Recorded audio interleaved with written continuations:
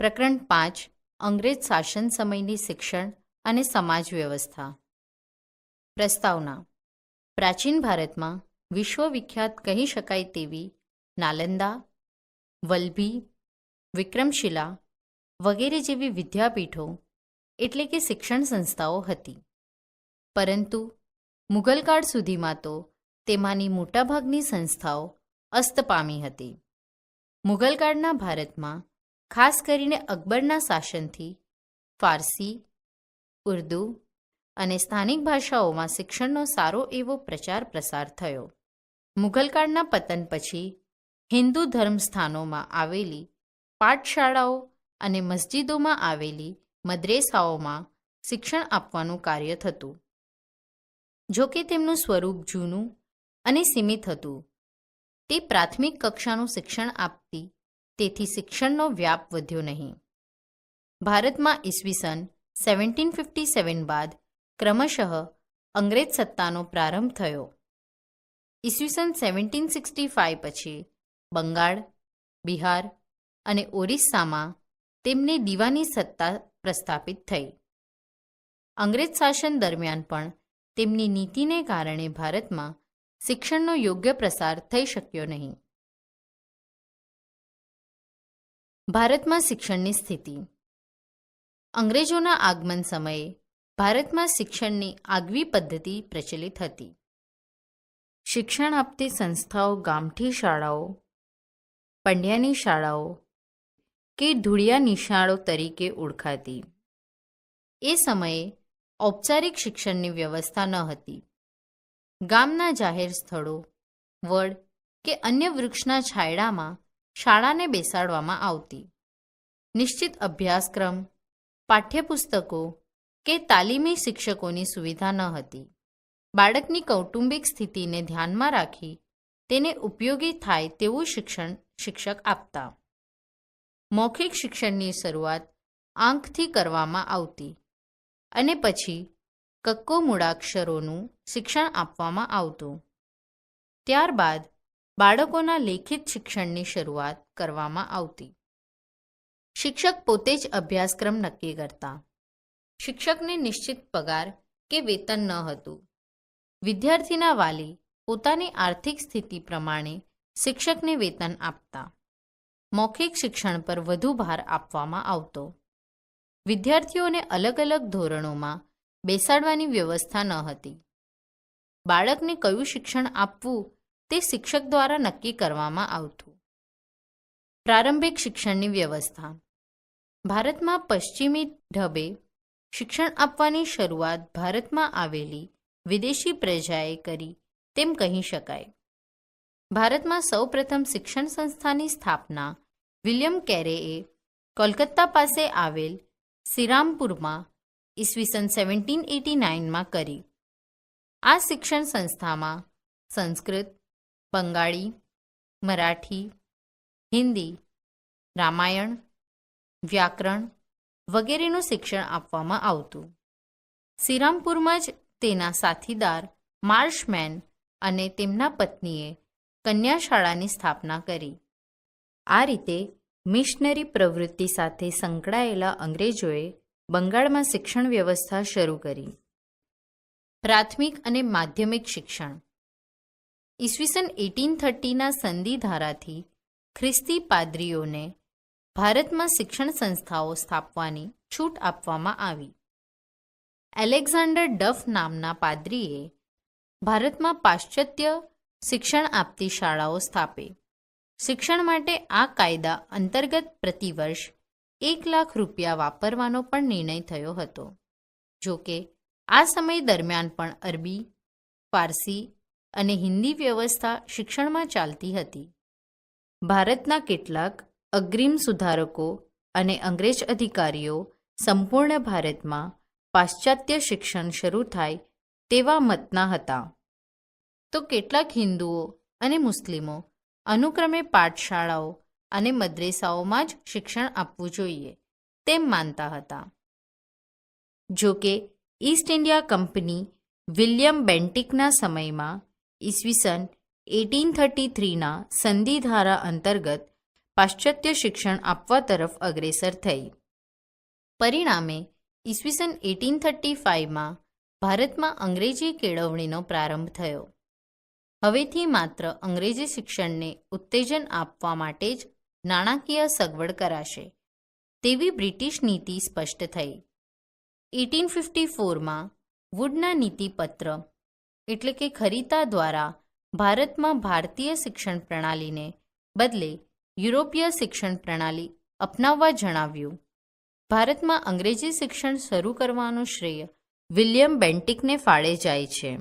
ઈસવીસન 1835 પછી ભારતના કોલકાતા એટલે કે બંગાળ, મુંબઈ, મદ્રાસ એટલે કે ચેન્નઈ, ઉત્તર ભારત, પંજાબ, પશ્ચિમ ભારત સહિત મોટાભાગના વિસ્તારોમાં અંગ્રેજી શિક્ષણનો પ્રચાર પ્રસાર થયો. તેમ છતાં હજી ગામડાઓમાં અને કસ્બાઓમાં જૂની ઢબની શિક્ષણ વ્યવસ્થા ટકી રહી હતી. જો કે નોકરીમાં અંગ્રેજી શિક્ષણ પામેલ લોકોને મહત્ત્વ મળતા ભારતની જૂની શૈક્ષણિક સંસ્થાઓ ઘટવા લાગી. મુંબઈમાં એલ્ફિસ્ટન, મદ્રાસ એટલે કે ચેન્નઈમાં મુનરો તથા ઉત્તર ભારતમાં થોમ્સનના પ્રયત્નોથી શાળાઓ અને મહાશાળાઓની સંખ્યામાં ઘણો વધારો થયો. ઉત્તર પ્રદેશમાં પ્રાથમિક શિક્ષણનું પ્રમાણ ખાસ્સું વધ્યું. ઈસવીસન 1882ના હન્ટર કમિશને પ્રાથમિક અને માધ્યમિક કક્ષાનું શિક્ષણ સ્થાનિક સ્વરાજ્યની સંસ્થાઓને આપવાનો વિચાર કર્યો, જેનાથી શિક્ષણનો વ્યાપ વધે. એટલું જ નહીં, આ કમિશને પ્રાંતિક આવકના નાણાંનો અમુક ટકા હિસ્સો શિક્ષણ પાછળ ખર્ચવાની ભલામણ કરી. માધ્યમિક શિક્ષણ ક્ષેત્રે પણ સરકારે બિનસરકારી સંસ્થાઓને અગ્રેસર કરી. નિયમો ઉદાર બનાવી, પુસ્તકાલયો વસાવવાની અને ફી લેવાની છૂટ આપી. માધ્યમિક શિક્ષણનો પણ વિકાસ કર્યો. ઈસવીસન 1917માં નિમાયેલા સેડલર કમિશને માધ્યમિક કક્ષા સુધીનું શિક્ષણ પ્રાદેશિક કે માતૃભાષામાં આપવાની જોગવાઈ કરી. ઈસવીસન 1919માં મોન્ટેગ્યુ ચેમ્સફોર્ડ કાયદા બાદ પ્રાંતોમાં માધ્યમિક અને પ્રાથમિક શિક્ષણના વિકાસ માટે શિક્ષણ ખાતું ચૂંટાયેલ પ્રતિનિધિઓને આપવામાં આવ્યું. ઈસવીસન 1912માં ગોપાલકૃષ્ણ ગોખલેએ ફરજિયાત પ્રાથમિક શિક્ષણનો કાયદો ઘડવા સૂચન કર્યું, પરંતુ સરકારે તેનો અસ્વીકાર કર્યો. ઈસવીસન 1936 સુધીમાં પ્રાથમિક અને માધ્યમિક શાળાઓની સંખ્યામાં વધારો થયો હતો. આ દ્રષ્ટિએ અંગ્રેજોએ માત્ર સસ્તા કારકુનો મેળવવા ભારતીયોને પાયાનું શિક્ષણ મળે તેટલા પૂરતો પ્રયત્ન કર્યો, પરંતુ વિજ્ઞાન, ટેકનોલોજી અને કૌશલ્યવર્ધન શિક્ષણની કોઈ મહત્વપૂર્ણ વ્યવસ્થા કરી નહીં. આમ ભારત શિક્ષણ ક્ષેત્રે વિશ્વમાં ઘણું પછાત રહ્યું. ઉચ્ચ અને ટેકનિકલ શિક્ષણ. ભારતમાં અંગ્રેજોનું શાસન સ્થપાયા બાદ પાશ્ચાત્ય ઢબે ઉચ્ચ શિક્ષણની ક્રમશઃ શરૂઆત થઈ. સૌ પ્રથમ વેલેસ્લીએ ઈસવીસન 1801માં કોલકાતામાં ફોર્ટ વિલિયમ કોલેજની સ્થાપના કરી. ઈસવીસન 1817માં ડેવિડ હેર અને વૈદ્યનાથ મુખર્જીના પ્રયાસોથી કોલકાતામાં હિન્દુ કોલેજ સ્થપાઈ, જેમાં ભારતીય ભાષાઓ અંગ્રેજી, ગણિત, ઇતિહાસ, ભૂગોળ, ખગોળશાસ્ત્ર જેવા વિષયો શરૂ કરવામાં આવ્યા. ઈસવીસન 1855માં તે પ્રેસિડેન્સી કોલેજ તરીકે ઓળખાઈ. જો કે આ પહેલાં સરકારી કચેરીઓ માટે શિક્ષિત કર્મચારીઓ મેળવવા વોરન હેસ્ટિંગ્સે ઈસવીસન 1780માં કોલકાતા મદ્રેસા એટલે કે મુસ્લિમ કોલેજ અને જોનાથન ડંકને ઈસવીસન 1791માં બનારસ સંસ્કૃત કોલેજની સ્થાપના કરી હતી. એમહર્સ્ટે ઈસવીસન 1823માં કોલકાતામાં સંસ્કૃત કોલેજની સ્થાપના કરી. ઉચ્ચ શિક્ષણ માટે અને ખાસ કરીને હિન્દના શિક્ષણ માટેનો મેગ્ના કાર્ટા કહી શકાય તેવો શિક્ષણ સુધારો ઈસવીસન 1854માં વુડના ખરીતાથી થયો.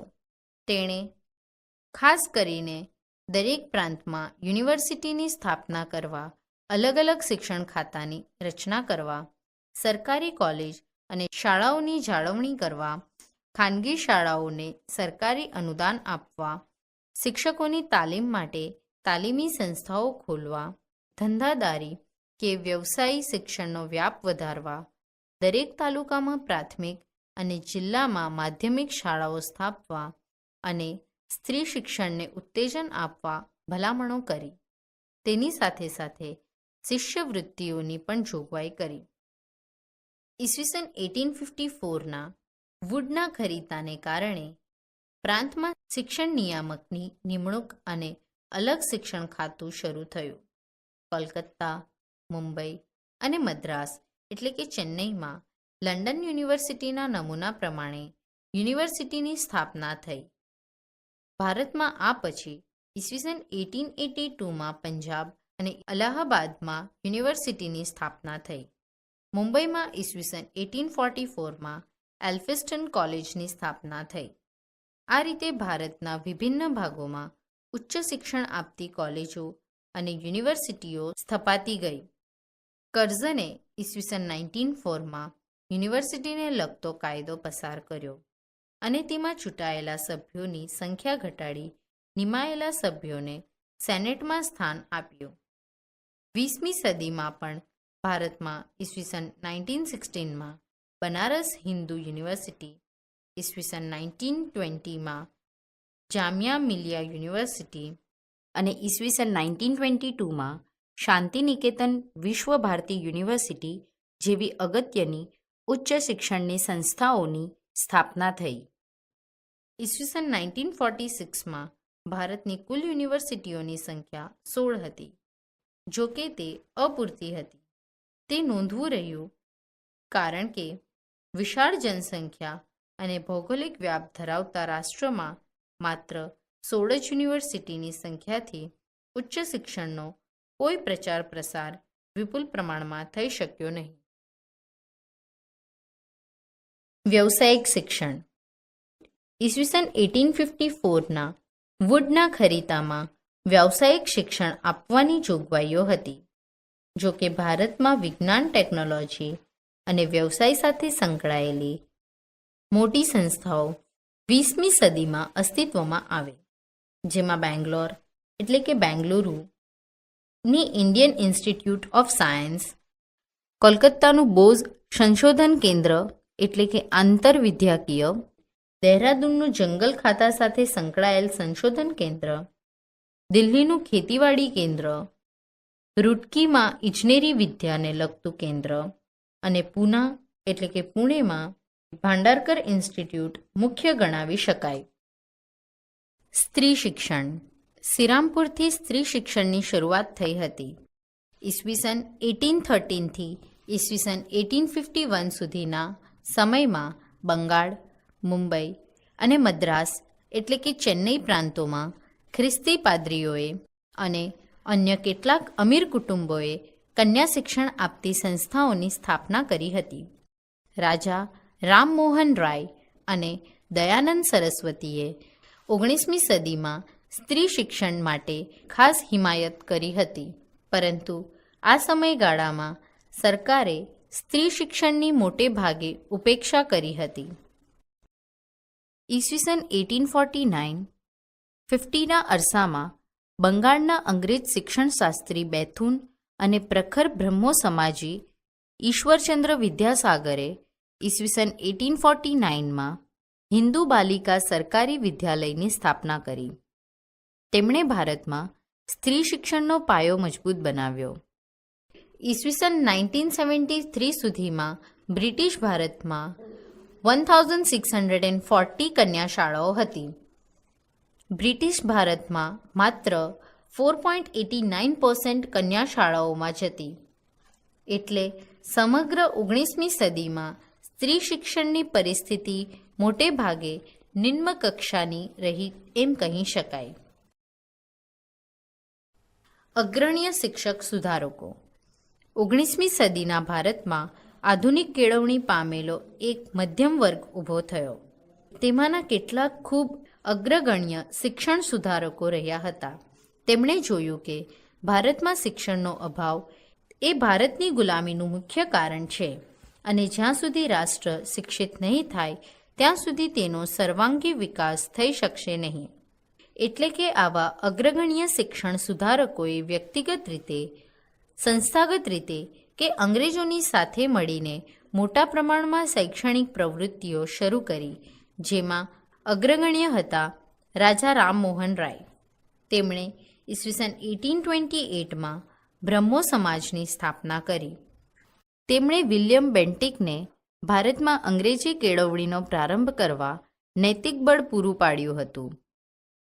તેમના પ્રયત્નોથી ભારતમાં અંગ્રેજી કેળવણીનો પ્રારંભ થયો.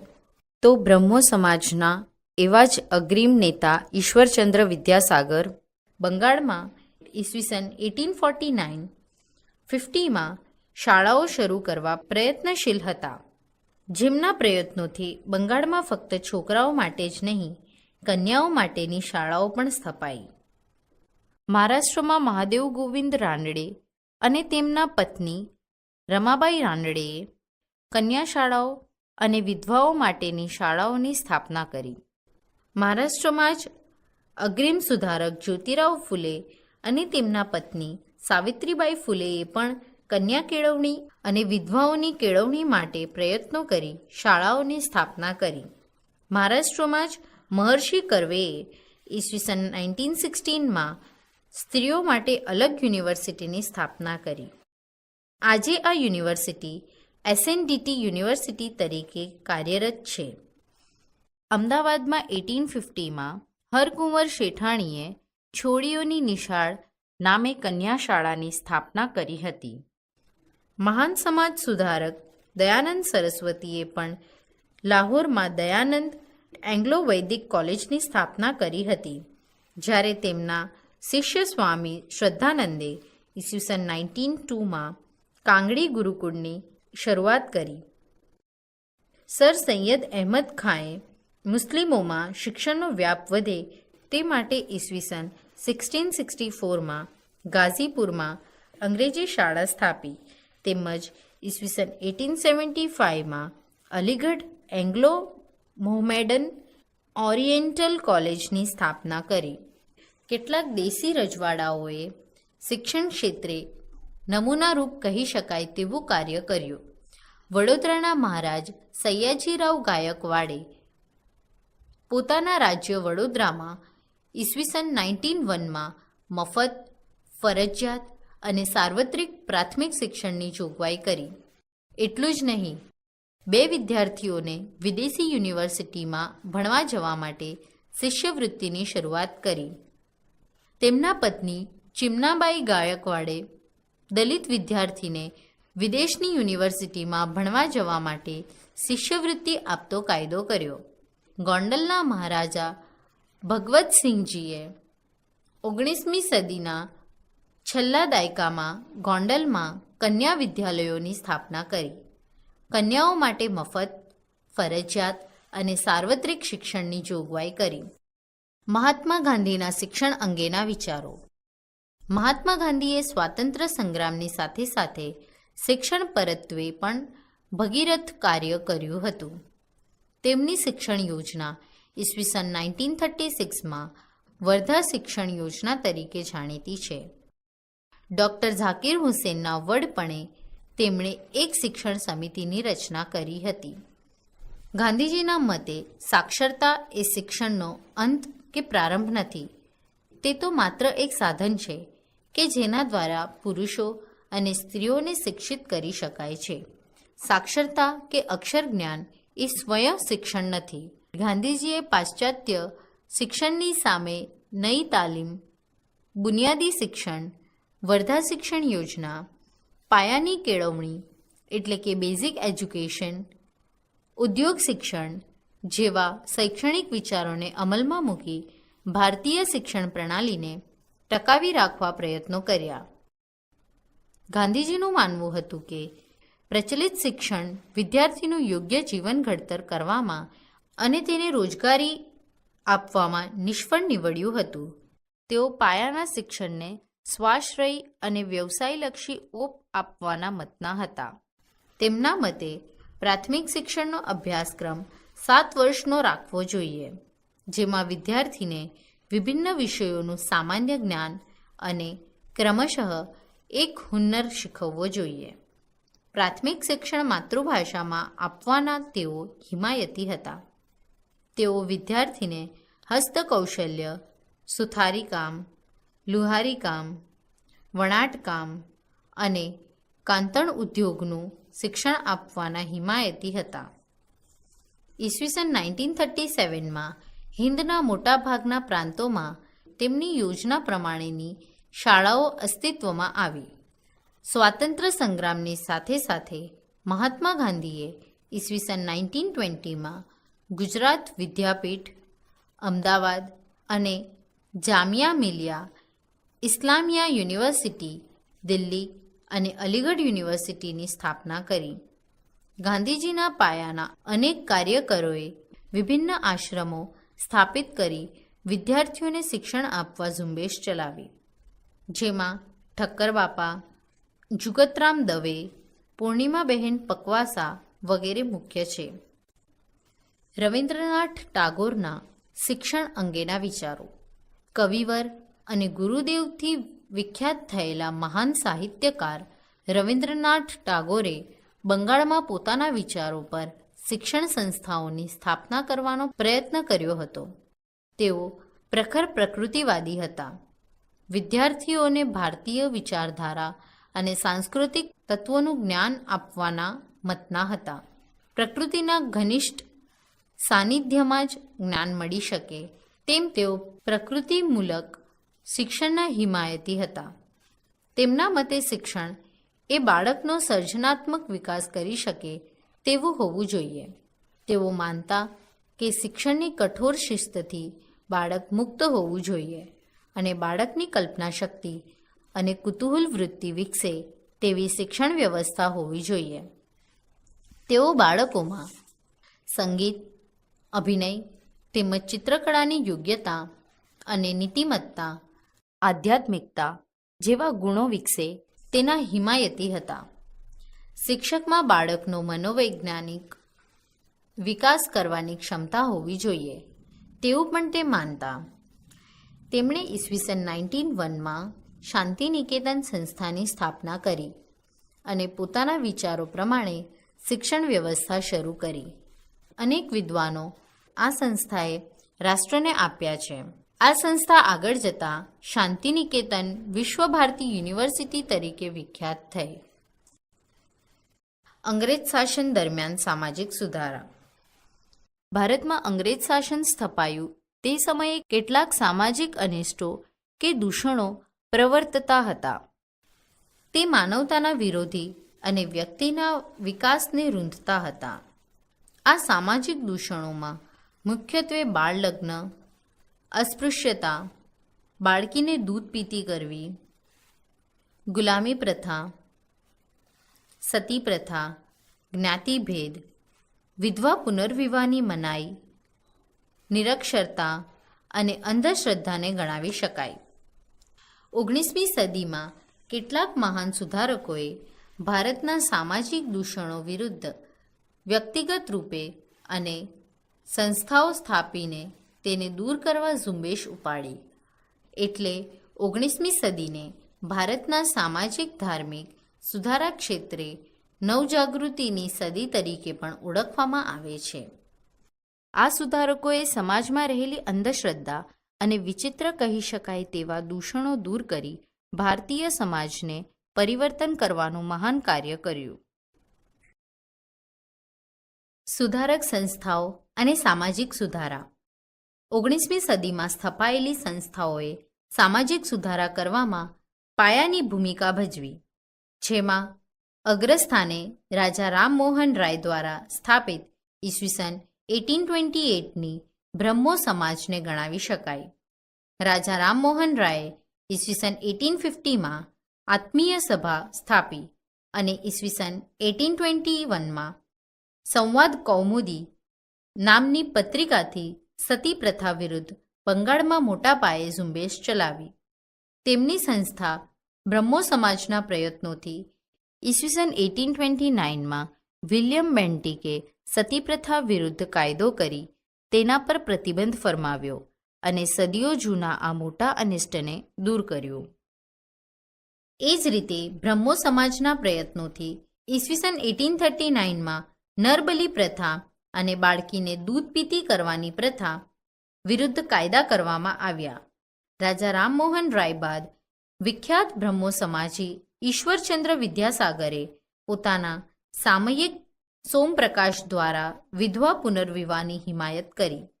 તેઓ માનતા જે સ્ત્રીઓ નાની વયે વિધવા બને છે તે વિધવા તરીકે આખી જિંદગી અત્યંત કઠિન પરિસ્થિતિમાં જીવે તે સભ્ય સમાજની નિશાની નથી. તે સમયના ભારતમાં વિધવાનું જીવન અત્યંત દુષ્કર ગણાતું. તેમના પ્રયત્નોથી ઈસવીસન 1856માં ડેલહાઉસીએ વિધવા પુનર્વિવાહ કાયદો પસાર કરી વિધવાના લગ્નને કાયદેસર બનાવી એક મોટા સામાજિક દૂષણને દૂર કર્યું. ભારતમાં અસ્પૃશ્યતાના કલંકને દૂર કરવા મહાત્મા ગાંધીએ ખૂબ પાયાનો વિચાર કર્યો હતો. તેમણે પોતાના રચનાત્મક કાર્યોમાં અનુસૂચિત જાતિના ઉદ્ધારની પ્રવૃત્તિઓને ખાસ સ્થાન આપ્યું હતું. ગાંધીજી અનુસૂચિત જાતિના દુદાભાઈને પરિવાર સહિત પોતાના આશ્રમમાં વસાવ્યા હતા. મહારાજા સયાજીરાવ ગાયકવાડ પણ અનુસૂચિત જાતિના લોક ઉદ્ધારની પ્રવૃત્તિઓ સાથે સંકળાયેલા હતા. ડૉક્ટર ભીમરાવ આંબેડકરે અનુસૂચિત જાતિના લોકોને સામાજિક, શૈક્ષણિક અને રાજકીય અધિકારો મળે તે માટે આજીવન સંઘર્ષ કર્યો. અનુસૂચિત જાતિના લોકોને મંદિર પ્રવેશ અને અન્ય સાર્વજનિક સ્થળોએ પ્રવેશવાના સત્યાગ્રહો પણ તેમના દ્વારા કરવામાં આવ્યા. મામા સાહેબ ફડકેએ ગોધરામાં અનુસૂચિત જાતિના બાળકો માટે શાળા સ્થાપી હતી. એ જ રીતે પરીક્ષિતલાલ મજુમદારે અનુસૂચિત જાતિના લોકો માટે શાળા, છાત્રાલયો સ્થાપી તેમના શૈક્ષણિક વિકાસ માટેના દ્વાર ખોલ્યા.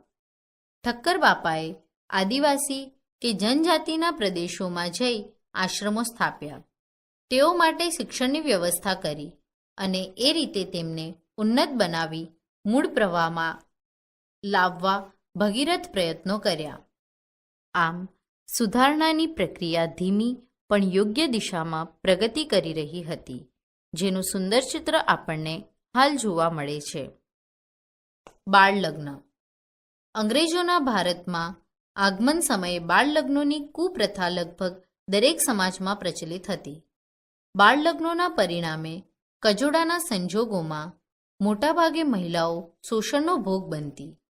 મહિલાઓ તેમજ કેટલેક અંશે પુરુષો પણ બાળ લગ્નના પરિણામે વિકાસથી વંચિત રહી જતા હતા.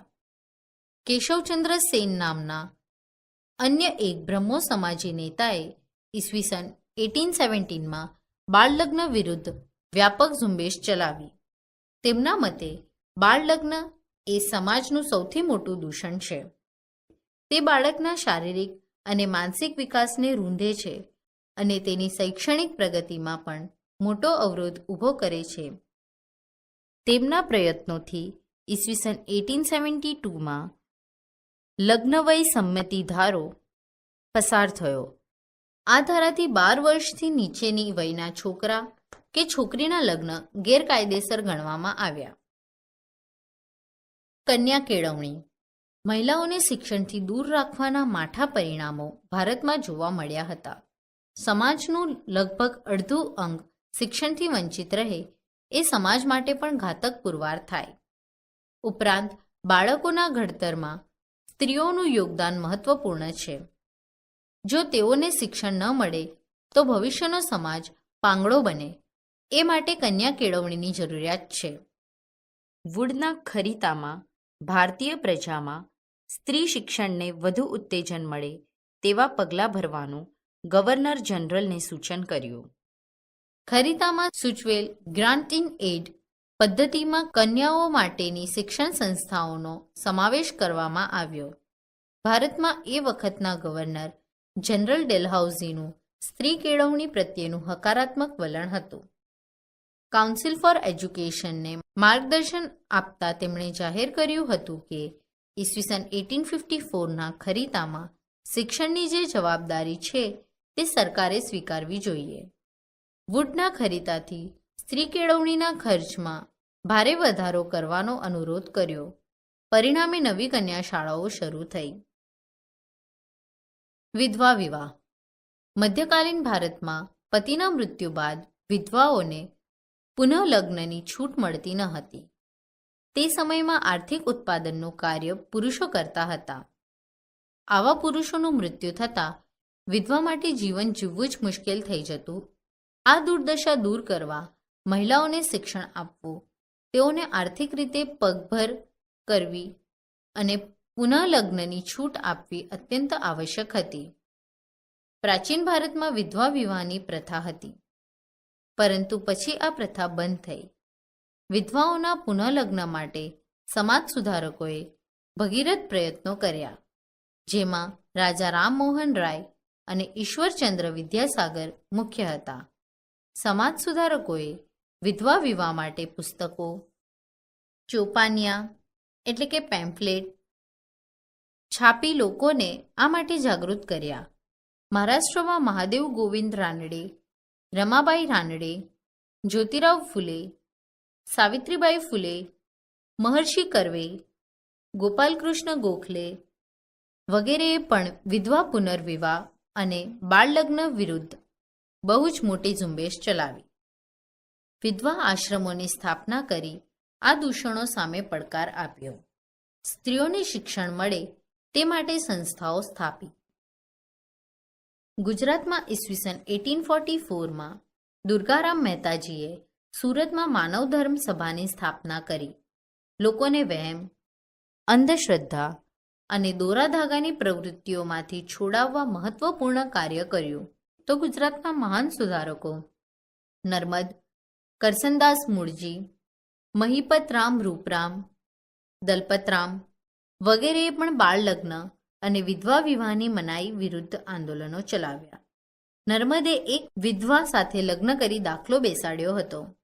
ગવર્નર જનરલ કાઉન્સિલના સભ્ય જે.બી. ગ્રાન્ટે એક બિલ રજૂ કર્યું, જે વિધવા પુનઃલગ્ન અધિનિયમ 1856 તરીકે ઓળખાય છે. આ કાનૂન અંતર્ગત કોલકાતામાં શ્રીચંદ્ર વિદ્યારત્ન અને કાલીમતી દેવીના વિવાહ થયા.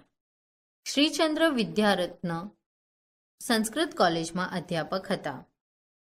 આંધ્રમાં કુંદકુરી વીરેશલિંગમ, પશ્ચિમ ભારતમાં મહાદેવ ગોવિંદ રાનડે, ડી.કે. કર્વે, આર.જી. ભાંડારકર, બી.એમ. માલાબારીએ વિધવા વિવાહ અંગે પ્રશંસનીય કાર્ય કર્યું.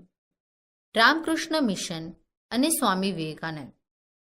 રામકૃષ્ણ પરમહંસ કોલકાતા પાસેના દક્ષિણેશ્વરના ઉચ્ચ કોટીના મહાન સંત હતા. રામકૃષ્ણ પરમહંસના સરળ તથા પ્રબળ વ્યક્તિત્વને કારણે બંગાળના નવયુવાનોમાં સૌથી તેજસ્વી યુવાન કોલકાતાના યુનિવર્સિટીના યુવાન ગ્રેજ્યુએટ નરેન્દ્રનાથ દત્ત, જે પાછળથી સ્વામી વિવેકાનંદના નામે પ્રસિદ્ધ થયા. તેમનો જન્મ 12મી જાન્યુઆરી 1863માં થયેલ. પિતાનું નામ વિશ્વનાથ દત્ત અને માતાનું નામ ભુવનેશ્વરી દેવી હતું. સ્વામી વિવેકાનંદે રામકૃષ્ણ પરમહંસની ઉદાર ધર્મભાવના અને સેવાભાવનાનો પ્રચાર કરવા માટે રામકૃષ્ણ મિશન નામની સંસ્થાની સ્થાપના ઈસવીસન 1897માં કરી. ઈસવીસન 1893 અમેરિકાના શિકાગો શહેરમાં ભરાયેલ સર્વધર્મ સંમેલનમાં તેમણે ભાગ લીધો. વિશ્વ ધર્મ પરિષદના સભ્યોને ભાઈઓ અને બહેનો એટલે કે બ્રધર્સ એન્ડ સિસ્ટર્સ શબ્દો દ્વારા સંબોધન કરીને સૌને મુગ્ધ કર્યા. પછી તેઓએ વિવિધ દેશોનો પ્રવાસ કર્યો અને ભારતીય સંસ્કૃતિનો પ્રચાર પ્રસાર કર્યો. ઉપદેશ. તેમણે તે સમયના પ્રચલિત સામાજિક દૂષણો તથા ધાર્મિક ક્રિયાકાંડોનો સખત વિરોધ કર્યો. તેમણે સમાજ સેવા અને સમાજ સુધારણાનો ઉપદેશ આપ્યો. તેઓ સ્પષ્ટ માનતા હતા કે જે ધર્મ કે ઈશ્વર વિધવાના આંસુ લૂછી શકે નહીં અથવા નિરાધાર બાળકોના મુખમાં રોટીનો ટુકડો મૂકી શકે નહીં તે ધર્મ કે ઈશ્વરમાં હું માનતો નથી. તેઓ કહેતા કે પહેલાં અન્ન પછી ધર્મ. તેઓ મનુષ્ય માત્રમાં ઈશ્વરના દર્શન કરતા હતા. તેમના મત મુજબ માનવ સેવા એ જ પ્રભુ સેવા છે. તેઓ યુવાનોને કહેતા કે ઉઠો, જાગો અને ધ્યેય પ્રાપ્તિ સુધી મંડ્યા રહો. તેમની વાણીમાં ડહાપણનું ઊંડાણ, અનુભવનો નિચોડ અને શબ્દોની તાજગી જોવા મળે છે. તેઓ નવી વિચારધારના પ્રતીક અને ભવિષ્ય માટે એક મહાન શક્તિના સ્ત્રોત બન્યા. અંગ્રેજોએ શિક્ષણ વ્યવસ્થાનો ચોક્કસ ઢાંચામાં ઢાળવાનો પ્રયત્ન કર્યો. તેમના શિક્ષણનો મુખ્ય હેતુ સુવ્યવસ્થિત ચલાવવા માટેના કારકુનો પેદા કરવા સુધી સીમિત હતો. પરિણામે ભારતમાં શિક્ષણને વેગ મળી શક્યો નહીં. તે સમયની સ્થિતિમાં ભારતમાં વર્ષોથી દઢ થયેલા દૂષણોને દૂર કરવા માટે પણ સમાજ સુધારકોએ કમર કસી વિવિધ સંસ્થાઓની સ્થાપના કરી. આ દૂષણો સામે તેમણે ચોપાનિયા, પુસ્તકો કે સભાઓ દ્વારા જાગૃતિ ફેલાવી.